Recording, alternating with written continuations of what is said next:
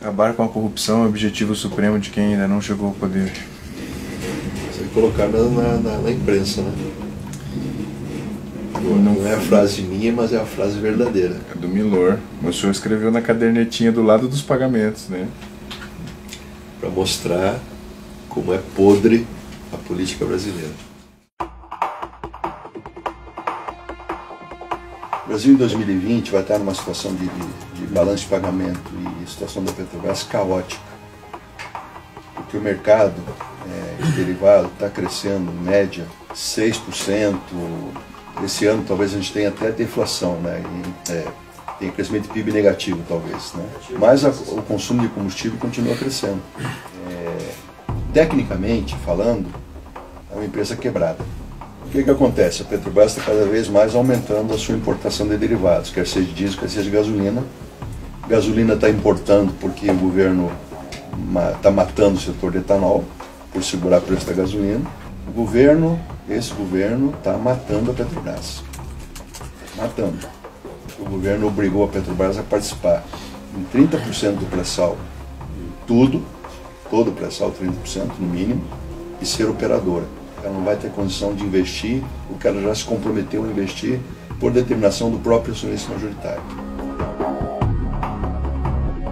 Eu tenho um receio. Integridade física minha. Mas isso é uma coisa que a gente Nós vamos ter que manter muito contato, principalmente depois de um ano aí. A gente vai ter que estar atento. Porque eu tenho medo. Nós estamos falando com gente muito graúda. Às vezes não tem histórico de violência, né, a princípio. Celso Daniel. Mas você acha que é do time deles lá? Isso traz mais receio, mais medo? A reação dos políticos ou das construtoras? Fiz um fechamento aqui, aquela parte final. Dos políticos. Porque não tem mais nada aqui, né? Tá em branco. Celso Daniel sabe alguma coisa, Paulo? Eu vou abrir aqui. Olha, sabe que matou ele no final? O que a gente escuta, né, que eu escutei de muita gente aí, né? O PT que encomendou, né? Houve um desacerto civil na divisão. A história do dossiê, né? E hoje a ex-mulher dele ganhou um prêmio, né? A ex-mulher dele é ministra do Planejamento. Miriam Belchior. De planejamento não entende nada. A BR-101 aqui em Santa Catarina. Foi feita uma duplicação. Outro dia, eu estava lá, cheio de problema lá. A Petrobras fornece o asfalto. E eu lá, diretor de abastecimento, toco o telefone. Acho que já era Casa Civil já.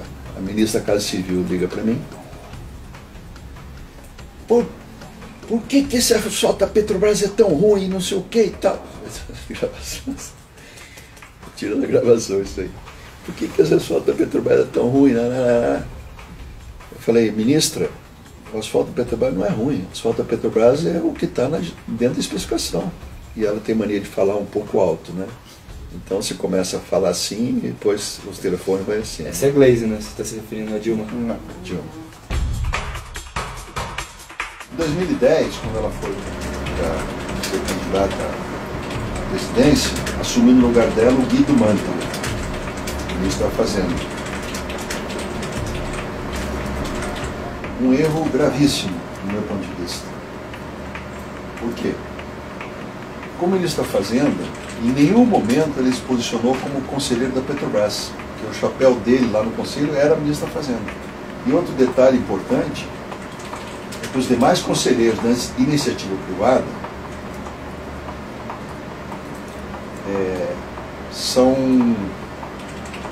omissos, pode colocar essa palavra aí, omissos na reunião do conselho, que normalmente são empresários e não querem ficar mal com o governo. Então o que o ministro fala lá é lei, ninguém questiona.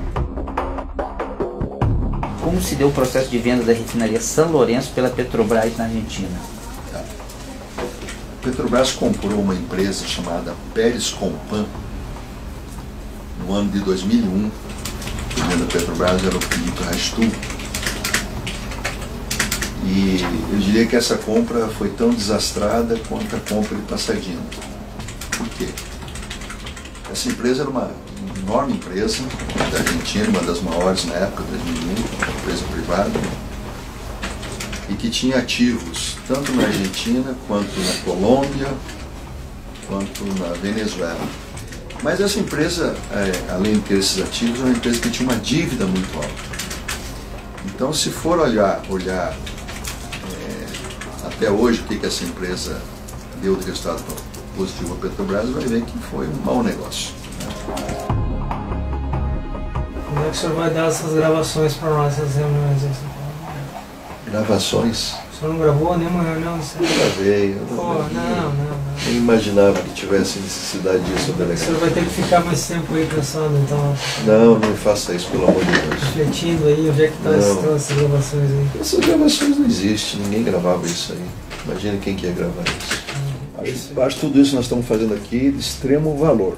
Agora, que jeito que nós vamos mudar nesse país é outra pergunta, né? Tem os paradigmas, né? Um dia os paradigmas se quebram, né? Tem que quebrar, né?